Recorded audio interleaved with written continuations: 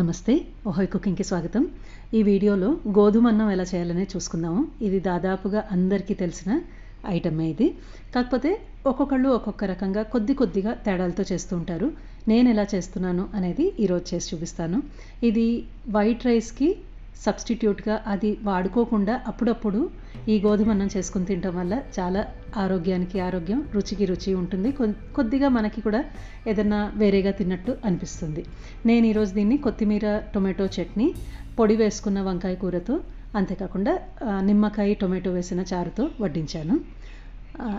దీనికోసం 1 గ్లాసు గోధుమ రవ్వ తీసుకున్నాను. 1 గ్లాస్ అంటే ఇక్కడ 1/2 కిలో లెక్క. మనకి రవ్వ ఎప్పుడు కాస్త పెద్దగా ఉండాలి, మరీ ఫైన్గా చిన్నగా ఉండకూడదు. సన్నగా ఉంటుంది కదా, ఆ రవ్వ తీసుకోవద్దు, దానివలన ముద్దలుగా వచ్చినట్టు అయిపోతుంది.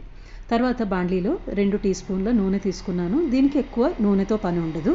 తర్వాత 1/2 టీ స్పూన్ ఆవాలు, 1/2 టీ స్పూన్ జీలకర్ర వేసుకున్నాను. కేవలం జీలకర్ర వేసుకోవచ్చు పోపులో, లేదంటే కేవలం ఆవాలు వేసుకోవచ్చు, లేదంటే అసలు ఏమీ లేకుండా ఉత్తగా కొద్దిగా ఒక చుక్క నూనె వేసి కూడా చేసుకోవచ్చు. నేను కొద్దిగా టేస్ట్ యాడ్ అవుతుందని చెప్పి కొద్దిగా ఈ 2 వేసాను. ఇప్పుడు 1 గ్లాస్ రవ్వ తీసుకున్నాం కదా, దానికి 3 గ్లాసుల నీళ్లు పోసుకున్నాను. ఇక్కడే నీళ్ళలోనే సరిపడా ఉప్పు వేసేసుకున్నాను. బాగా కలిసిపోతుంది మనకి. ఆ పోపు అనేది చిట్పట్లాడిన తర్వాత నీళ్లు వేసుకుని, ఉప్పు వేసుకుని మూత పెట్టుకుని ఒక ఉడుకు వచ్చేదాకా నీళ్లు ఇలాగ మూత పెట్టుకుని నీళ్లు మరిగించుకోవాలి. ఇప్పుడు బుడగలుగా వచ్చిన తర్వాత నీళ్లు మనం పక్కన రెడీ చేసి పెట్టుకున్న గోధుమ రవ్వ దీంట్లో వేసుకుని అంతా కలిపేసుకోండి. లో నుంచి మీడియం ఫ్లేమ్ పెట్టుకోండి, హై ఫ్లేమ్ పెట్టుకోవద్దు. బాగా ఉడకదు, కసకసలాడుతూ ఉంటుంది, గట్టిగా ఉన్నట్టు ఉంటుంది.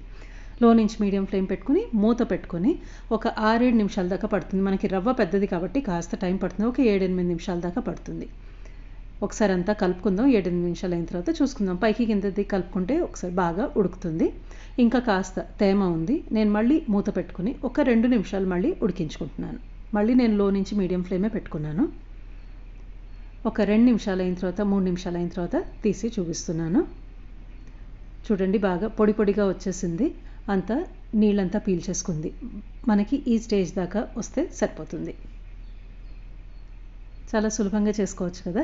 ఇది స్టవ్ ఆఫ్ చేసేసుకొని మూత పెట్టుకుని ఉమ్మగిలడానికి ఒక 2 నిమిషాలు వదిలిపెట్టేస్తాం. ఇలాగే 2 నిమిషాలు అయిన తర్వాత వడ్డిస్తున్నాను. ఇలాగ చట్నీ, కూర, చారుతో వడ్డించాను.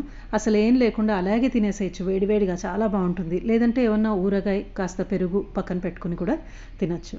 ఏదన్నా సరే చాలా బాగుంటుంది.